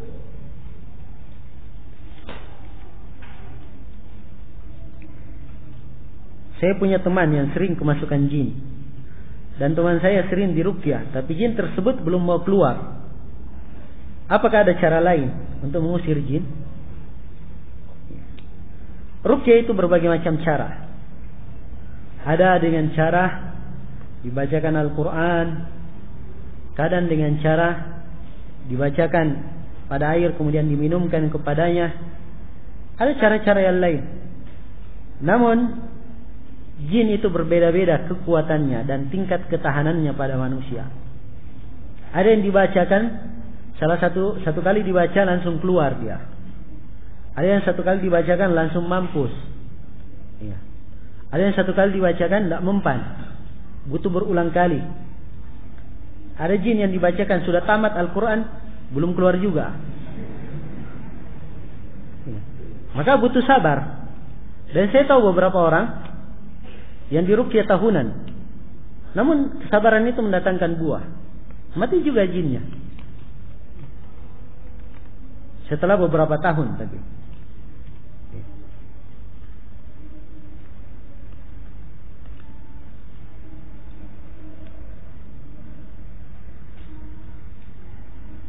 Allah dan Rasulnya pasti menang. Kenapa ini kauniyah, qadariyah? Kauniyah, qadariyah sebab dia sudah merupakan ketetapan pasti tidak berubah lagi. Ya kan? Kalau kita katakan dia diniyah syariah itu kadang terjadi, kadang tidak terjadi, ya kan? Dan tidak seperti itu kemenangan Allah. Kemenangan Allah itu pasti terjadi. Ya, pasti terjadi.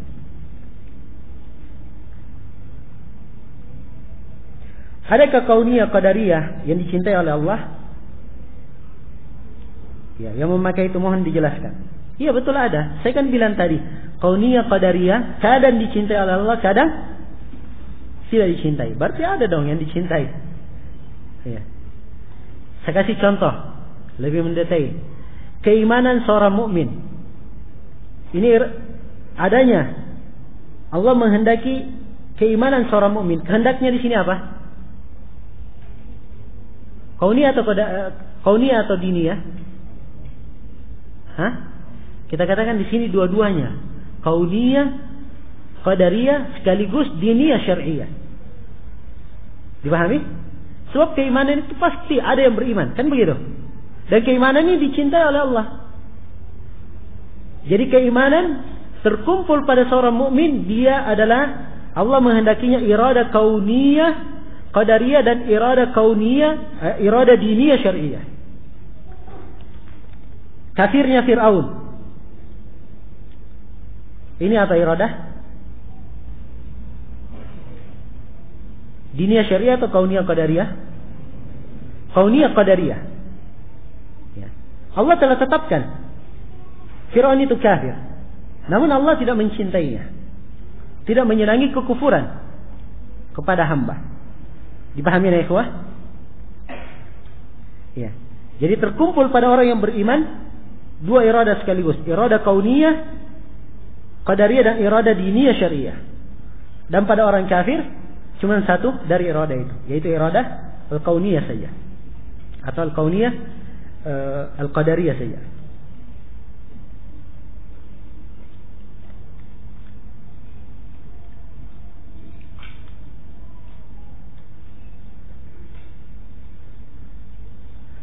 Apa kata di al-amr, al-idhin, al-qada?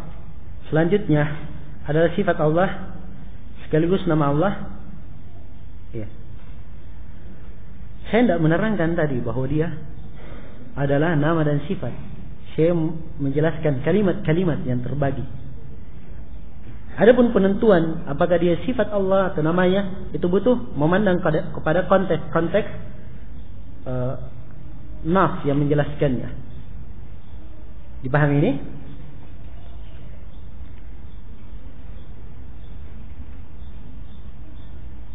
Kalau penamaan tidak dinamakan, iya. Tapi kandungan sifat ini butuh didetailkan lagi.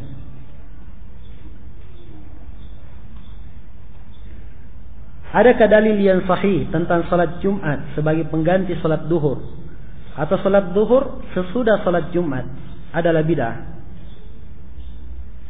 Dari pertanyaan penanya ada dua kemungkinan. Kemungkinan yang pertama, dia tanya tentang salat Jumat. Orang yang ketinggalan salat Jumat, ketiduran, dia datang ke masjid, orang sudah selesai salat.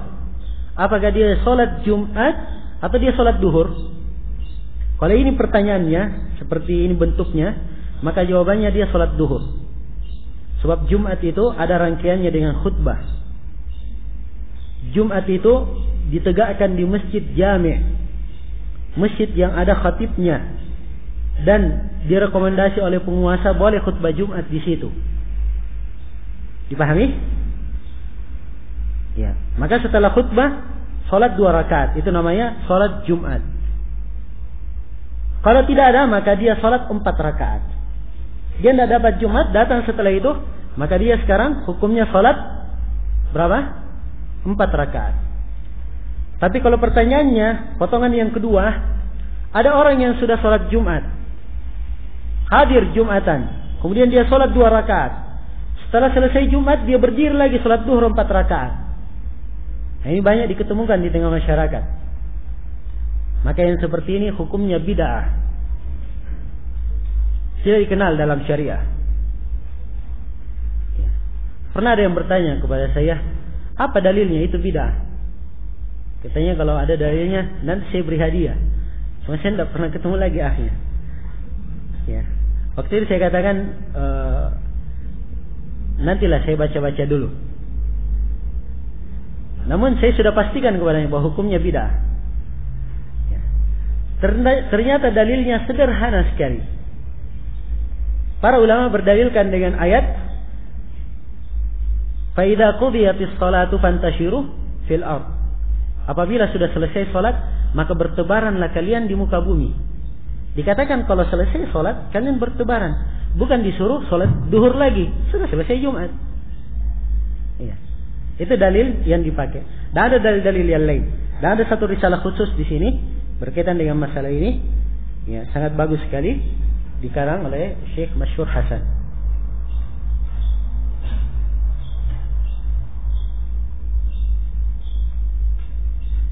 Apa benar Muhammad Ilyas, pendiri Jemaah Tabligh, dan Muhammad Zakaria, pengarang kitab Fadail Amal, adalah ulama hadits? Mohon penjelasan. Dibedakan antara ulama hadits dan pengumpul hadits. Ya. Kalau ulama hadits itu adalah ulama yang mumpuni dalam bidang hadits secara riwayat maupun dirayah. Dia tahu konteks hadits, periwayatannya, dia tahu sanad-sanadnya, cacat-catatnya, illahnya. Itu namanya ahli hadits. Tapi kalau dia mengarang buku, dia masukkan di situ hadits-hadits banyak, itu namanya pengumpul hadits saya. Kalau sekedar hanya pengumpul, ya kalau pengumpul, ya seperti layaknya pengumpul kayu bakar, ya kan? Kadang dia dapat kayu yang baik atau kayu yang jelek. Bahkan sebagian tukang kayu dapat sesuatu yang tidak baik kalau dia mencari kayu di malam hari, ya, meraba-raba. Ya, dia pegang kayak kayu, ternyata ular yang dia pegang. Ya. Sehingga dari situ para ulama mengambil satu permisalan bagi orang yang bergampangan dalam meriwayatkan hadis, tidak teliti. Diberi gelar orang yang seperti itu sebagai hafibul lail, pencari kayu di malam hari. Ya. Artinya apa? Dia masukkan, ambil hadis saja, walaupun ular, walaupun hadis palsu, walaupun hadis lemah, semuanya dimasukkan. Yang penting hadis baik menurutnya. Dan itu keadaan kitab Fadailul A'mal. Bahkan ada sebagian hadis dia nukil dari sebagian buku. Di buku itu juga dia katakan hadisnya adalah hadis tidak ada asalnya. Dia tulis juga di Fadailul A'mal. Ya. Saya baca di terjemahannya ya. Di sebagian konteksnya ada di situ dalam bahasa Arabnya. Saya baca bahasa Arabnya ada pelemahan, tapi ditulis juga. Ya. Maka ini menunjukkan bahwa bukan ahlul hadits, cuma sekedar mengumpul hadits saya. Ya, wallahu musta'an. Apakah tuntunan doa terlepas dari hutang termasuk masalah terlepas dari hutang budi, dalam artian bahwa hamba mohon diberi kemampuan untuk membalas budi? Enggak ya. Yang diinginkan di sini hutang bermakna pinjaman kepada orang lain yang berkaitan dengan hak manusia. Ya.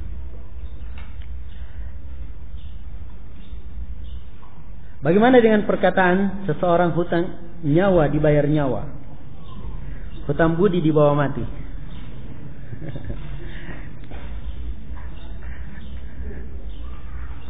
Ya.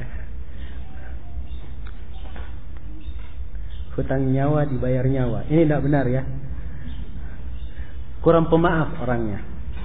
Ya. Harusnya kejelekan dibalas dengan kebaikan kalau dia mukmin yang terbaik. Walaupun tidak disalahkan. Ya, kalau dia melakukan qisas. Ya, tapi qisas itu kapan? Kalau kaitannya nyawa dengan nyawa, itu urusannya penguasa. Anggap ada orang dibunuh saudaranya oleh orang lain. Apakah dia boleh membunuh orang itu? Tidak boleh dia bunuh kalau penguasa tidak menerapkan hukum Islam di negara itu. Ya. Dipahami? Sebab ini kaitannya dengan maslahat umum. Ya, kalau hutang budi dibawa mati, ini adalah suatu akhlak yang terpuji. Maksudnya, ketika ada yang berbuat baik kepadanya, dia ingat perbuatan baik itu. Dan ini sifat seorang mukmin yang baik. Dan Nabi SAW telah menuntunkan berbagai tuntunan lebih lengkap dari ini. Di antaranya beliau berkata, Man suni'a ilaiki ma'rufan, man sana'a ilaikum ma'rufan fakafi'uh, fa illam tukafi'uh fad'ulah. Siapa yang berbuat kebaikan kepada kalian, maka tandingilah kebaikan itu. Maksudnya balas kebaikan itu dengan kebaikan serupa dengannya. Kamu diberi hadiah sesuatu, kamu balas dengan memberi hadiah juga kepadanya. Iya. Kalau kamu tidak mampu, maka doakan kebaikan untuknya. Dan ini yang banyak dilakukan oleh para ulama salaf terhadap para ulama dan guru mereka. Sebab guru dan ulama itu tidak bisa dibalas budinya dengan harta. Namun doa terus dia lakukan. Abdurrahman bin Mahdi berkata, ketika dia minta kepada Imam Syafi'i supaya dituliskan buku tentang usul fikih, maka Imam Syafi'i menulis kitab Ar-Risalah. Kata Abdurrahman bin Mahdi, setiap kali saya sholat, saya tidak pernah lupa mendoakan Imam Syafi'i. Iya. Ini akhlak yang baik dan terpuji.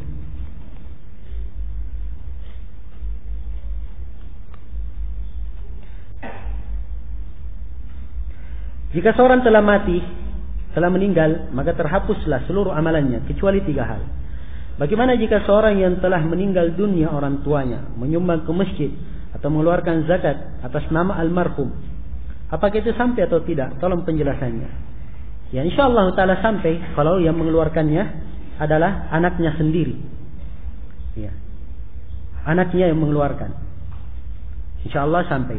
Cuman apa yang dilakukan di tengah masyarakat, dari keluarganya dibawa ke masjid, ya, sampai dikatakan, dibacakan di pengumuman masjid, ada sumbangan 300.000 dari almarhum fulan. Ya, sudah almarhum kok memberi sumbangan lagi, berarti hebat dia, dari kuburnya dikirim sumbangannya. Ini penggunaan yang tidak benar. Ya. Asalnya suatu sumbangan itu makin rahasia makin bagus. Ya, makin rahasia makin bagus. Demikian seharusnya. Kita katakan tadi sampai kalau dia dari anaknya, dalilnya adalah ayat Al-Quran, wa laisa lil insani illa ma sa'a. Dan manusia tidak mendapatkan kecuali apa yang dia upayakan. Termasuk dari upayanya adalah anaknya. Karena itu Nabi dalam satu riwayat ditanya, ya Rasulullah, saya punya ibu telah meninggal dan saya dalam perjalanan. Sekarang saya ingin bersedekah untuknya, apakah sampai untuk ibuku? Maka beliau berkata, iya sampai.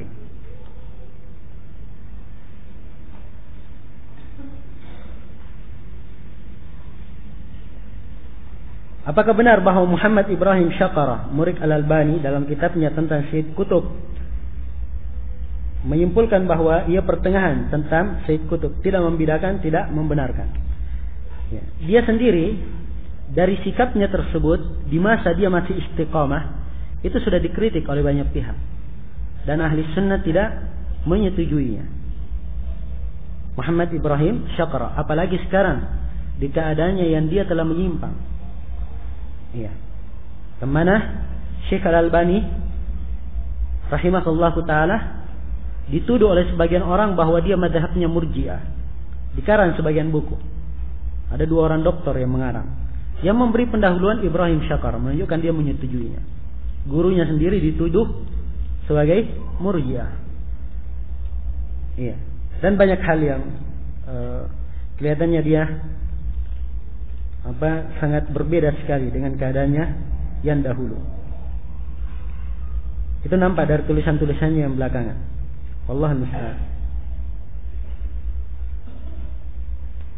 Ana ada masalah dalam menuntut ilmu, yaitu kalau ingin taklim sering ada gangguan, baik berupa masalah ataupun karena kemalasan, futur.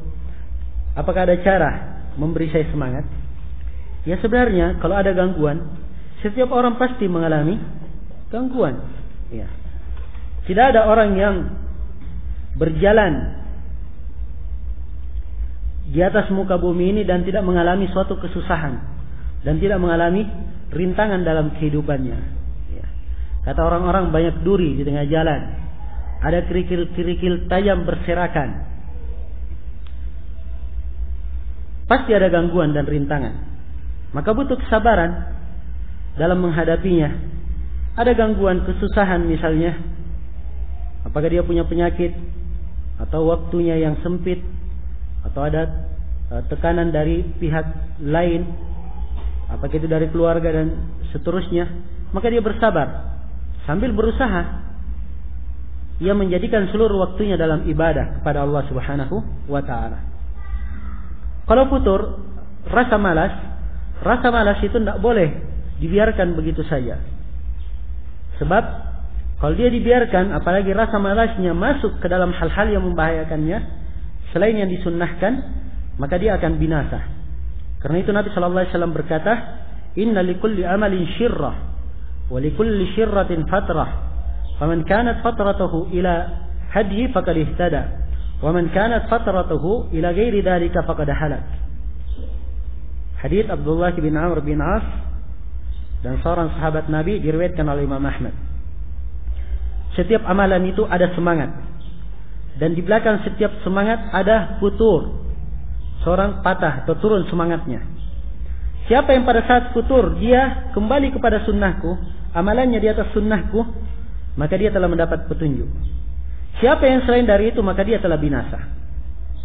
Kalau futur dalam menuntut ilmu, baca sirahnya para ulama terdahulu. Bagaimana para a'immah menuntut ilmu penuh dengan kesusahan, kesulitan.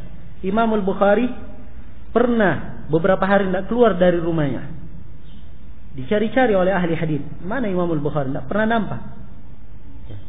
Cari, datangi rumahnya, ternyata beliau di rumah dalam keadaan tidak mempunyai pakaian untuk keluar. Iya. Pakaiannya habis. Kenapa habis? Dicuri orang? Enggak, keadaan sebagian dari mereka tidak punya uang untuk makan, dia jual pakaiannya. Iya. Beberapa hari beliau dalam keadaan seperti itu. Ada kesulitan. Dan fasilitas mereka lebih sedikit, lebih sulit, jauh berlipat kali daripada kita. Namun ilmu mereka berlipat ganda daripada ilmu kita. Karena itu semangat yang menentukan. Seorang itu harus tinggi semangatnya, kuat azimanya, banyak bertawakal kepada Allah Subhanahu wa taala. Kun rajulan rijluhu fit tara wa hamatu himmatihi fit thuraya. Jadi kamu laki-laki, kakinya menapak di bumi, tapi cita-citanya di langit. Iya. Oh, saya dulu masih anak muda. Oh, saya dulu masih belum ada suami, maka masih enak belajar. Oh, sekarang saya sudah ada tanggung jawab, sudah punya ekor, sudah punya anak. Iya. Maka saya sibuk dengan itu, tidak bisa menuntut ilmu. Oh, saya sekarang ada tanggung jawab, harus mengurus rumah, sulit belajar dan menuntut ilmu. Ini ucapan orang-orang yang patah semangat. Ya. Hendaknya setiap muslim tidak seperti itu keadaannya. Kesibukan, tantangan itu ada memang, tapi tidak boleh menyerah. Ya. Harusnya punya semangat yang tinggi dalam menuntut ilmu. Sama dengan suatu pelajaran. Misalnya pelajaran wasitiyah ini, mungkin bab-bab awal sulit. Waduh, berat memahami. Saya nanti aja lah datangnya. Kalau bab-bab terakhir mungkin lebih mudah. Ini namanya orang kalah perang. Ya. Hadirnya dia di majelis walaupun tidak paham, itu jauh lebih baik daripada dia di rumah. Nah, di majelis mungkin saja Allah memberikan kepadanya rahmat, dia dijaga dari bara bahaya karena dia berada di majelis ilmu. Dan berbagai kebaikan dia dapatkan. Ala kulli hal, sekali lagi saya menasihatkan untuk diri saya dan kepada seluruh hadirin untuk giat dalam menuntut ilmu. Menuntut ilmu itu ciri kebaikan seseorang. Kalau dia tidak ada semangat dalam menuntut ilmu, dalam dirinya tidak punya semangat dalam mempelajari ilmu agama, berarti dia harus kembali introspeksi diri bahwa dirinya tidak berada di atas kebaikan. Sebab Nabi berkata, "May yuridillahu bihi khairan yufaqihu fid din." Siapa yang Allah kehendaki padanya kebaikan, dia dibuat faqih dalam agama. Pemahaman kebalikannya, kalau dia tidak faqih dalam agama, berarti Allah tidak kehendaki kebaikan padanya.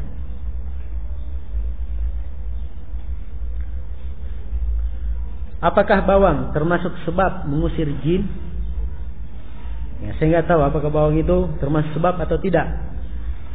Yang seharusnya ya, sebab-sebab yang seperti ini itu tidak dijadikan sebagai i'timad. Kadang jin itu menipu. Antum tahu cerita kulit itu tadi yang saya sebut, kulit serigala. Ini banyak pengobatan di negeri-negeri Arab.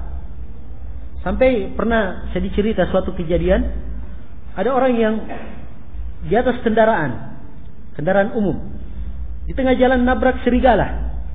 Turun semuanya. Iya. Berebutan ngambil kulit serigalanya. Ini ditanyakan ke Syekh Shalih Al-Fauzan. Saya dengar langsung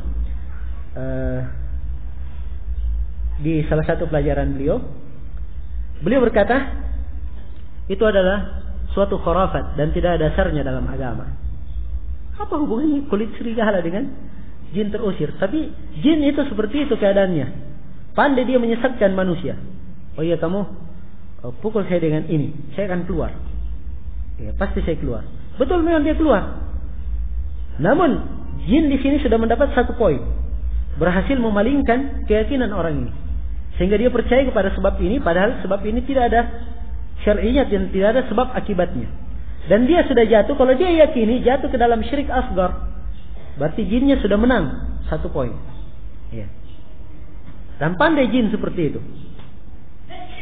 Nah, dan kadang dia melemahkan keyakinan orang yang membaca. Ya. Pernah suatu ketika saya meruqyah seorang dan telah diruqyah oleh seorang ustadz sebelumnya. Kata jin ini, katanya bacaanmu betul-betul membuat saya panas, lebih dahsyat daripada ustadz sebelumnya. Saya bilang kurang ajar jin ini. Dia menginginkan supaya orang itu takjub pada dirinya. Dan betul kalimat ini, ya, walaupun saya tahu bahwa jin ini adalah ingin memalingkan dan arahnya ke situ, namun seorang namanya manusia kadang sulit untuk keluar dari hal-hal yang seperti itu. Ya, dia harus berupaya memalingkan dirinya, mengikhlaskan. Ya, paling tidak dia mengacaukan manusia dengan cara yang seperti itu. Ya. Maka harus pandai terhadap makayid syaitan. Ya, dan kadang jinnya pandai, dia ada cerita. Oh, dia cerita macam-macam. Akhirnya sibuk orang yang meruqyah ini. Ya. Ya. Demikian. Maka seperti ini bawang dan seterusnya. Ini tradisi masyarakat. Dan saya sendiri dan menganggap bahwa hal tersebut adalah suatu hal yang benar dan tidak ada dalil syar'i yang menyebabkannya. Dan tidak ada sesuatu hubungan sebab akibat secara zahir bisa menyebabkan jin itu keluar. Ya, maka hal ini termasuk perkara yang tidak diperbolehkan wallahu taala, ya. Kecuali kalau ada nas yang menunjukkannya, ya, wallahu taala alam. Apakah Syekh Abdul Qadir Jailani seorang ulama sunnah? Apakah benar penisbatan tarekat Qadariyah kepada beliau? Kalau penisbatan iya, orang-orang bernisbah kepada beliau. Namun apakah dia ulama sunnah atau bukan? Ini letak perdiskusian di masa ini. Sebagian para ulama mengatakan dia termasuk ulama sunnah sebenarnya, cuma orang-orang menyelewengkan kedudukan beliau. Iya. Buktinya beliau punya kitab karangan judulnya Al-Gunya, dan di situ beliau sebutkan i'tiqad as-salaf. Ya, wallahu taala alam. Ya, yang benar dalam masalah ini, saya waktu itu luput membaca sebuah buku. Ya, saya lihat di perpustakaan tentang masalah itu, namun saya belum sempat membukanya. Dan sangat disayangkan sampai hari ini saya menyayangkan kenapa saya nggak baca waktu itu. Iya.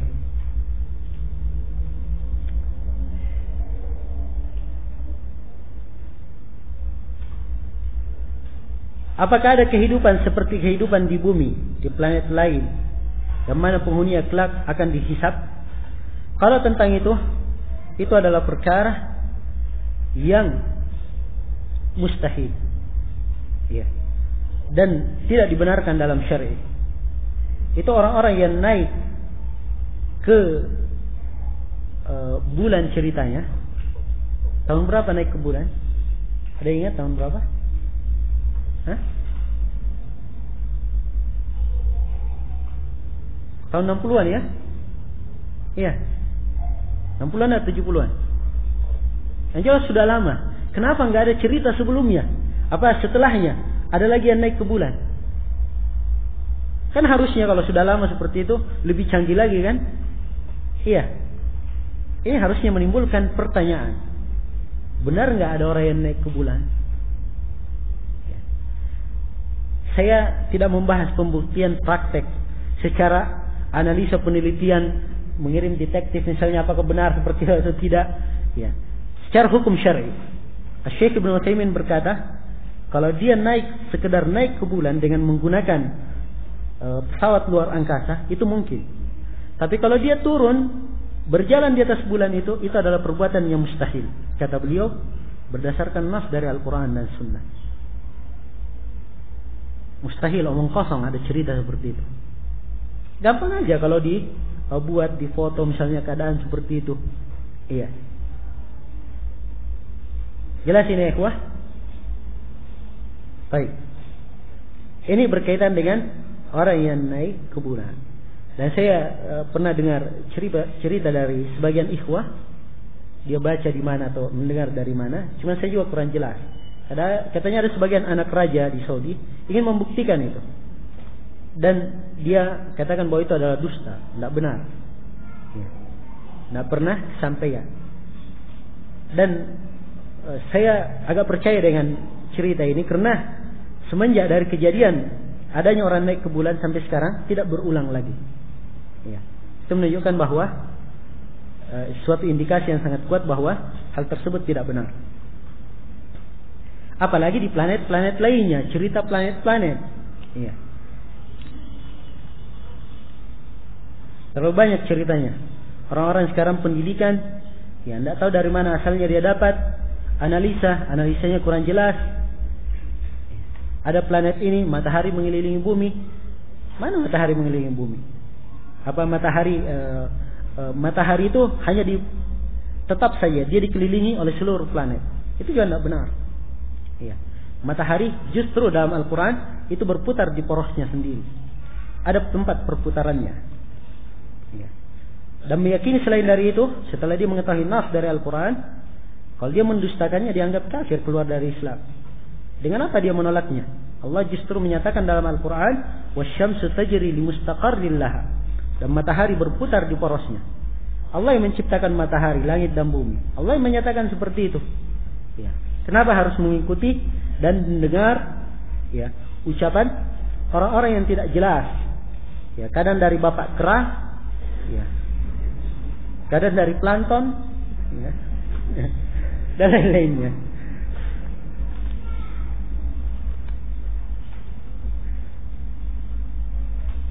Apakah ada rukhsah, keringanan, tidak sholat jamaah di masjid karena hujan? Apakah ini berlaku pula untuk sholat Jumat? Bila iya, apakah sholat 2 rakaat atau 4 rakaat? Ya, 2 masalah. Masalah yang terakhir telah kita sebutkan. Kalau dia tidak sholat Jumat, berarti sholatnya apa? Sholat duhur. Tapi apakah ada rukhsah? Kalau sholat Jumat, ya asalnya sama sebenarnya. Boleh sholat di rumah. Cuman Jumat itu lebih kuat penekanannya untuk dihadiri. Karena itu semampu mungkin dia bisa hadir di masjid, maka dia hadir. Kecuali kalau memang alasannya sangat berat. Misalnya banjir, dia tidak bisa melewatinya, tidak bisa datang ke masjid. Apa-apa dia sholat di rumah. Itu udzur syar'i. Dibenarkan secara syar'i.